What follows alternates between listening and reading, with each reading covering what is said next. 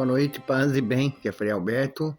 Santos e santas do dia 30 de maio. Santa Joana d'Arc, Virgem. Quero ter que tem como base aqui o Vatican News, o site do Vaticano. Joana d'Arc é representada sobre um cavalo, com uma enorme armadura de ferro, quase que esmagando a sua figura franzina, ou então amarrada em uma coluna, enquanto as chamas e a fumaça a consomem.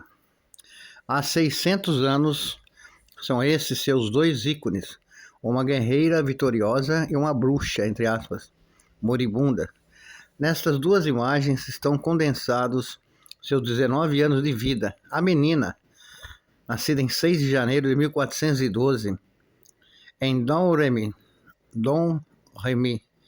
nordeste da França, que ajuda sua família em casa e nos campos. Mal conseguindo rezar, foi aquela que aos 13 anos de idade ouviu vozes do céu e se sentiu envolvida em um grande projeto. Tornou-se então uma donzela, livrar a França e proclamar Carlos VII, rei da França. Esta missão foi-lhe incumbida, disse Joana d'Arc, primeiro aos pais e depois às autoridades, pelas vozes do arcanjo Miguel, de Catarina de Alexandria e de Margarida de Antioquia, que ela ouviu claramente. Tais vozes foram logo criticadas como brincadeiras de uma analfabeta, de olhos esbugalhados. Porém, quando aquela jovem de 17 anos, que fugiu de casa, predisse com exatidão uma derrota da França contra os invasores britânicos, as suas fantasias adquiriram maior valor.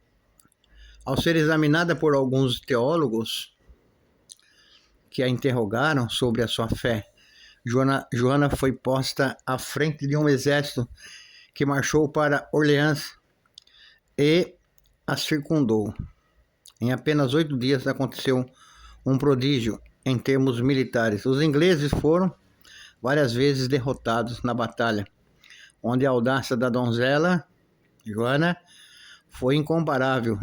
Orleans foi libertada em 17 de julho de 1429 e atingiu o auge da sua glória.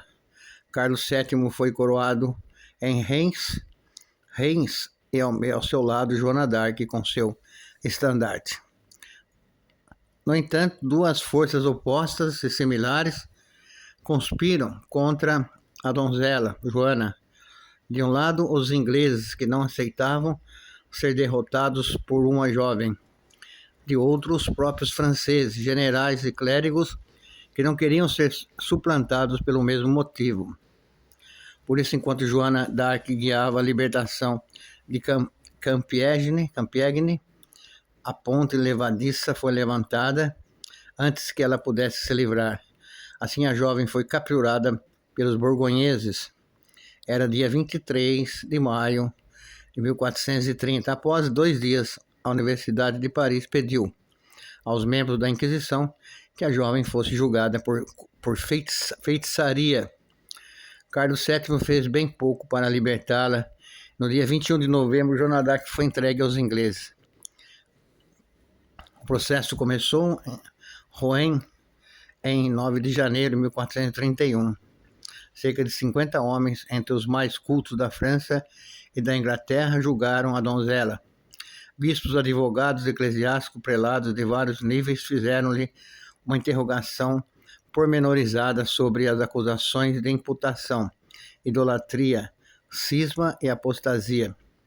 A sua fé, suas roupas masculinas, as misteriosas vozes foram objeto de duras acusações e falsas reconstruções, às quais Joana, quase sem nenhuma instrução, respondeu com coragem e precisão.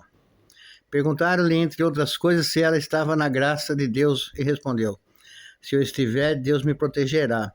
Se não estiver, que Deus me permita tê-la, pois prefiro morrer a não estar na graça de Deus. Interessante. O julgamento de Joana d'Arc terminou em 24 de março.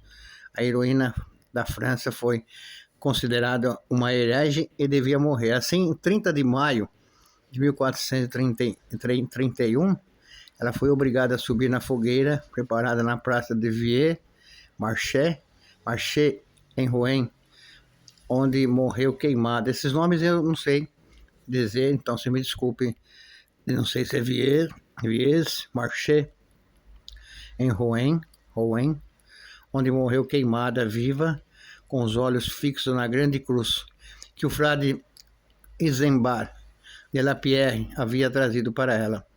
A igreja reabilitou solenemente Joana d'Arc em 1456. Pio X a beatificou em 1910 e 10 anos depois